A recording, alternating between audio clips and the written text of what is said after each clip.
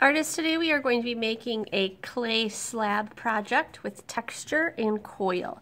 So the very first thing that we're going to do is we're going to take a little pinch from our clay, and this pinch is what we're going to use to create a coil initial. So we don't need much. I actually could probably pinch a little bit more off from that.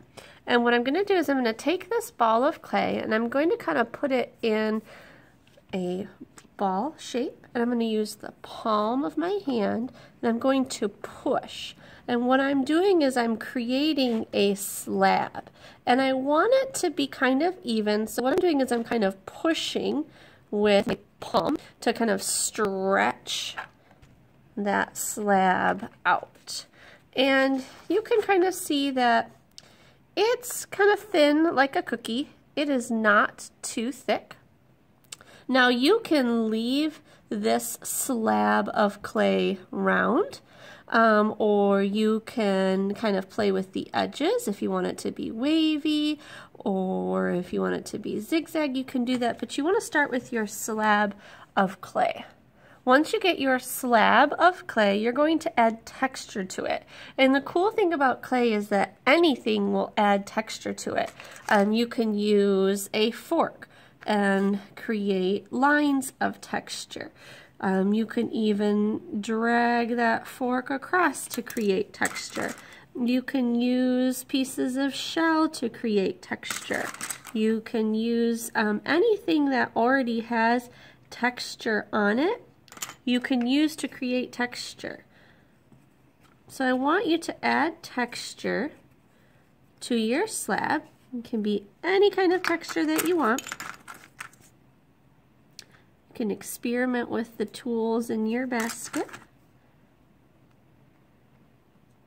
Once you have added texture to your slab, you're going to take that second ball of clay, and you want to be careful that when you're picking it up, it doesn't break. If it does break, we can just kind of smooth it out. That doesn't bother me too much. That second ball of clay, we're going to roll a coil. And to roll a coil, what I like to do is I like to pinch until it kind of turns into a cylinder shape. After it turns into a cylinder shape, I use these parts of my fingers to roll out a coil. And we want the coil to kind of be even, so I'm moving my fingers kind of back and forth while I'm rolling the coil out. If the coil starts getting a little bit dry and cracked, just dip your fingers in the water. We don't want too much water though. What you're going to do with this coil is you're going to make a letter, and it can be your initial, it could be a letter for somebody else, but you're going to make a letter to add to your slab. So I'm going to go with my first name. My first name is Sarah, so I'm going to use that coil to make an S shape. Now I need to put that S shape right on top of my slab. So in order to do that, I need to actually do something with our toothbrush. I'm going to dip the toothbrush into the water, and I'm going to scrub the back of my letter with that toothbrush. And that's going to give me some texture and a little bit of water, and it's going to kind of act like glue onto my slab.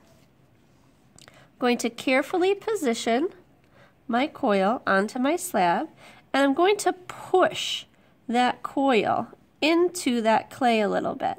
So it's going to actually attach to that clay because I'm pushing it into the clay.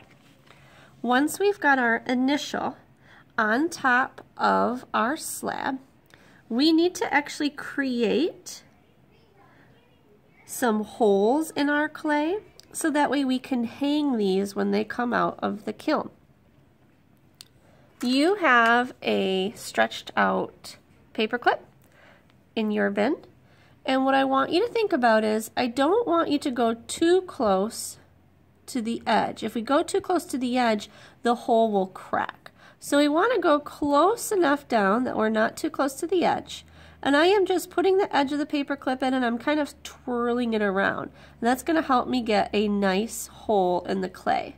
And I'm going to try to match it up as best as I can. Right here looks like it's pretty close. And after this is fired in the kiln and it's solid, these holes will stay there, and we can actually add wire and beads when the clay comes out of the kiln so that these can hang up. The last thing that I need you to do is on the back of your project, I need you to either write your name or your initials. I'm just going to write DeKet. You don't want to push too hard because you don't want our paperclip to push all the way through our slab. And I want you to put your class code. This helps me know which class these belong to when they come out of the kiln. When you're done with your slab and coil, we are going to actually put these on the drying rack so that they can dry out before they go into the kiln.